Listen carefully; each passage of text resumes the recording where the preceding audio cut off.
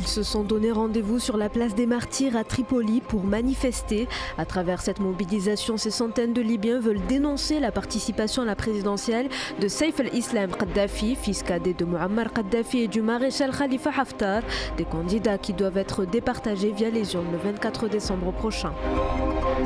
Anthony Blinken est arrivé hier à Dakar, c'est dans la capitale sénégalaise qu'il a rencontré cet après-midi le président Macky Sall. Au menu de cette escale africaine, le secrétaire d'État américain devrait aussi s'entretenir avec des responsables sénégalais. Objectif, discuter notamment des moyens d'approfondir le partenariat solide entre les États-Unis et le Sénégal. Ce convoi de l'armée française ne transitera pas par ce passage pour regagner le Niger voisin. C'est en tout cas l'intention affichée par ces Burkinabés. En provenance de Côte d'Ivoire, ces militaires sont bloqués par ces citoyens qui manifestent contre l'insécurité qui règne dans leur pays. Une manière de dénoncer les attaques terroristes à répétition. Une audience publique et pour cause. Deux ressortissants chinois et un fonctionnaire congolais viennent d'être condamnés à Kinshasa à 10 ans de prison. Ils sont accusés d'avoir organisé un réseau de proxénétisme impliquant des femmes chinoises. Un procès pour le moins rare en République démocratique du Congo qui a retenu l'attention des médias congolais et suscité de nombreuses réactions de désapprobation. Commémoration de la journée mondiale de l'enfant. Invité exceptionnel, la ministre de la Solidarité, de l'Insertion sociale et de la Famille, Awatif Hayar, nous dévoilera ses priorités pour préserver les droits des plus jeunes. 100 ans, ça se fête. La cathédrale Saint-Pierre de Rabat célèbre son premier siècle d'existence en musique et dans la bonne humeur. C'est ce que nous racontera le père Daniel Nourissa en direct.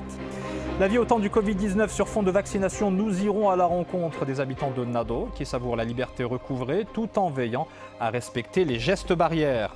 Et dans notre rubrique santé bien-être, coup de projecteur sur cette découverte extraordinaire, la reconstitution de la moelle épinière chez une souris qui donne espoir aux personnes paraplégiques.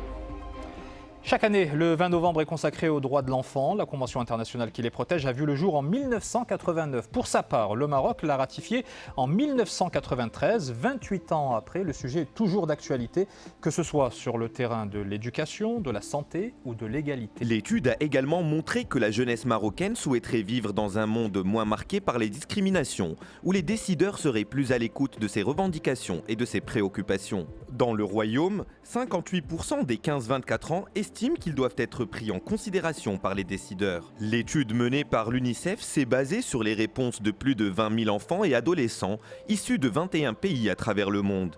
Elle permet de mieux appréhender leurs attentes dans un monde en constant changement. De ce samedi marqué par la célébration du centenaire de la cathédrale Saint-Pierre de Rabat, tout un symbole de la terre de paix et d'entente entre les religions que constitue le royaume des valeurs qui ont été partagées lors de la messe organisée en fin de matinée aujourd'hui. Reportage Boucharara et Ficham Souni et Adil Lutété. C'est un jour de fête pour la communauté catholique vivant au Maroc. La cathédrale Saint-Pierre fête son centenaire, une commémoration à ne surtout pas rater pour certains fidèles.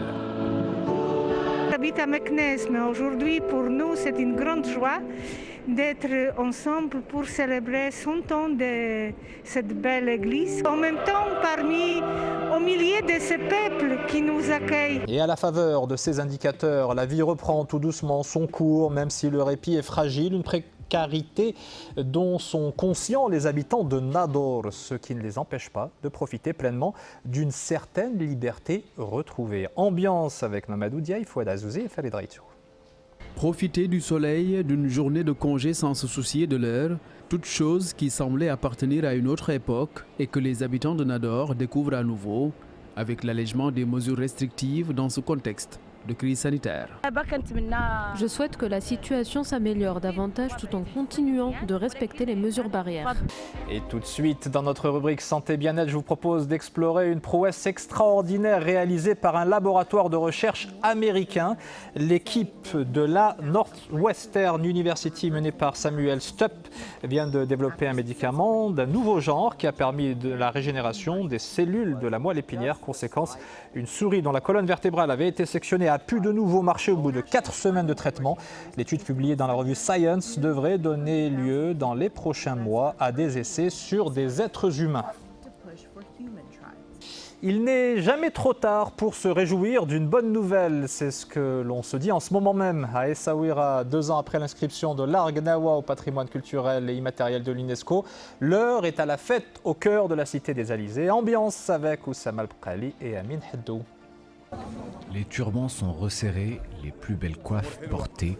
Les 73 ma'alem présents ici à Essaouira s'apprêtent à fêter ce soir la mémoire de ceux qu'a pris la pandémie, mais aussi l'acheminement de cet art ancestral vers le patrimoine universel de l'humanité. L'attente a été longue. Après cette pandémie et l'arrêt de 2 éditions du festival, soit 2 années sans se rassembler, nous avons perdu des personnes de grandes écoles de Tagnaouit. De Tanger, de Marrakech ou encore de Casablanca, tout le monde a répondu présent à l'appel de l'association Yerma, un dévouement passionné que l'on retrouve chez tous les membres de cette confrérie. 115 artistes au total, Ma'alem et leur Rythme gnawa aux sonorités rock du groupe marocain Babel. La formation s'est adoucie en intégrant quelques notes de musique classique dans son dernier titre. Sahara Dielna vient de sortir dans le sillage de la commémoration de la Marche Verte, un hymne plein de force et de conviction qui vient à sa manière réaffirmer l'attachement des Marocains à leur région du Sud. Et on retrouve tout de suite Adil Bouawad, le chanteur de Babel, en direct et en duplex de Mohamedia. Bonsoir et bienvenue. Une chanson sur le Sahara marocain en version rock. À ma connaissance, c'est du jamais vu. Qu'est-ce qui vous a poussé à traiter le sujet ?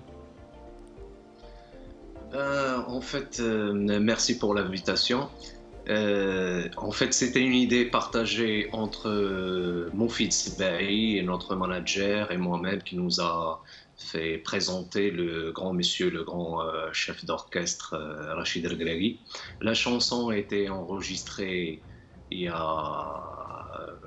en 2010. En fait, c'était une autre version avant de gagner la génération Maozine.